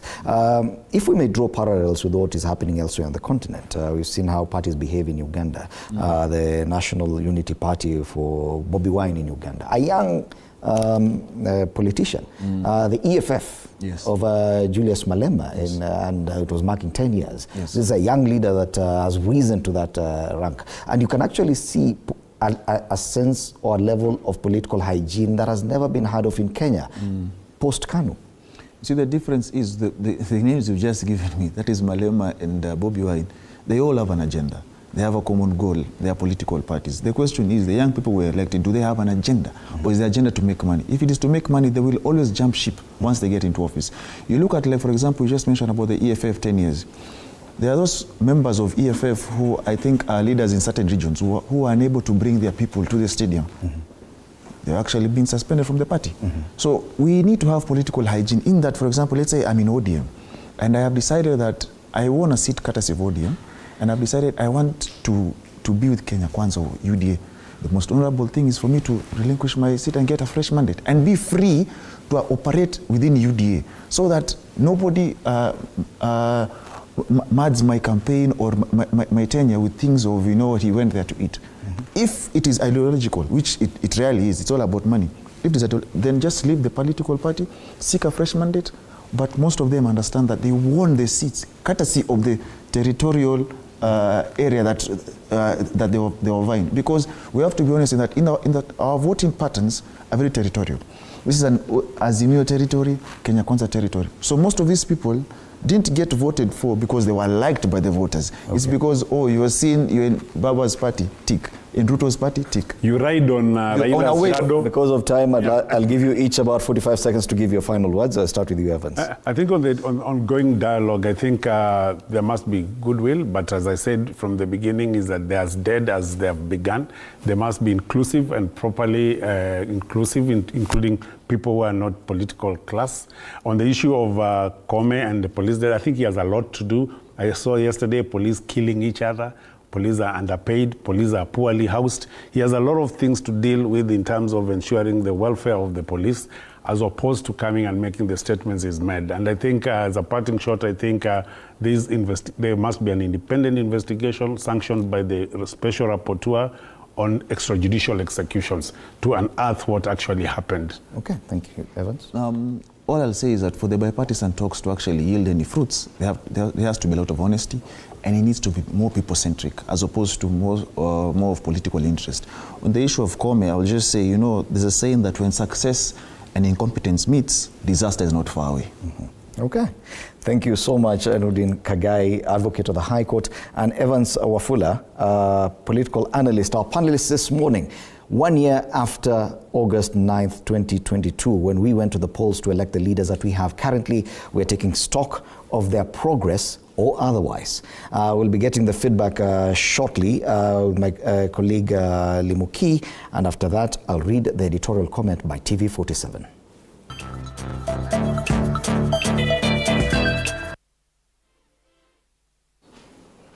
Well, let's have a look at some of the feedback that we have today, both from Facebook as well as X. The question of the day is, are you confident that the Kenya Kwanza and Azimio talks will bear fruit? And to just read some of the feedback from Facebook here, Sami Ndego says, no, I'm not confident. If the talks will be open to media and to public, then no fruit. They are there for selfish interest, of which the KK government will dismantle it, and kama kawaida, they will be back to the streets. And Mwanyika Mzame says, why talk in the first place? Once elections are over, the government of the day should be allowed to work and fulfill their promises to the mwananchi. The only talk must be holding the government accountable. Hii nyingine ni kukabiliana vile na watanyanyasa Mkenya. And just another comment here from Joseph Muigai. Whichever Kenya will remain to be Kenya, those who think, minus them, there is no Kenya round hii, walai watajua hawajui. And one more comment from Teboy Jr. says, for I think kuna matunda hapo unless miracles happen. Sisi wote tunajua hapa ni Kenya na kuna mzaha kwa hayo maongezi. But Azimio quit talks, kuna matunda ya mazungumzo hayo. And VMZO says, leaders and losers to discuss of what? If one loses, must be ready to be led, but the Azimio group don't accept defeat. That's why they still feel they should dictate to the government on how to lead them. The talks are a waste of time. Nothing good for the country will be deliberated. So the talks will be fruitless. That is just some of the feedback from Facebook. Now, time to look at what people are saying on X. And Bon Machuka here says, the game always ends with political elites having their interest. We could care if the cost of production is actually brought down. We are first thinking economically. We need to produce more to sustain ourselves.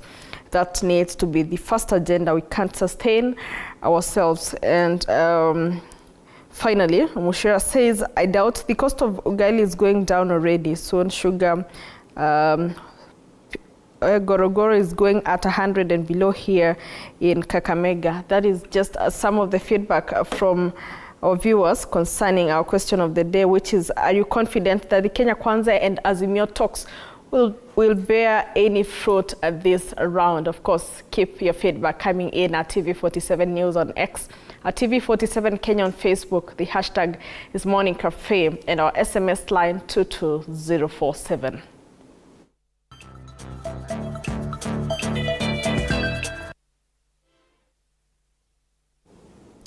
Now to our editorial comment.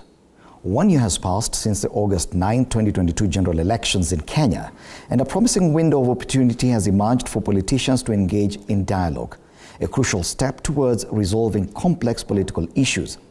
Now, while some voices express skepticism about the significance of these talks, it is imperative to recognize that giving dialogue a chance is essential for fostering unity, stability, and progress in the nation.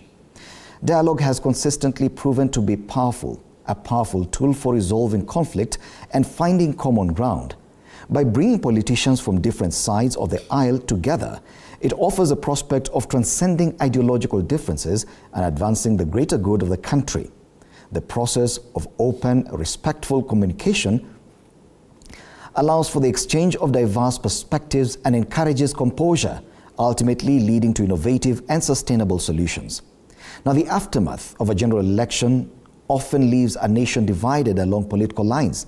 In such times, a dialogue provides a platform for reconciliation and healing. By engaging in meaningful conversations, politicians can address the concerns of their constituents, bridge gaps, and foster a sense of national unity. A shared commitment to dialogue signifies a willingness to prioritize the interests of the country over partisan interests, signaling to the public that their leaders are dedicated to working together for a brighter future. It is understandable that some individuals harbor skepticism about the potential outcomes of political talks. Concerns over power sharing, arrangements, and potential compromises are valid. Compromises are indeed valid. However, dismissing dialogue outright ignores its transformative potential. The key lies in ensuring that any resulting agreements are transparent, equitable, and in the best interest of the nation.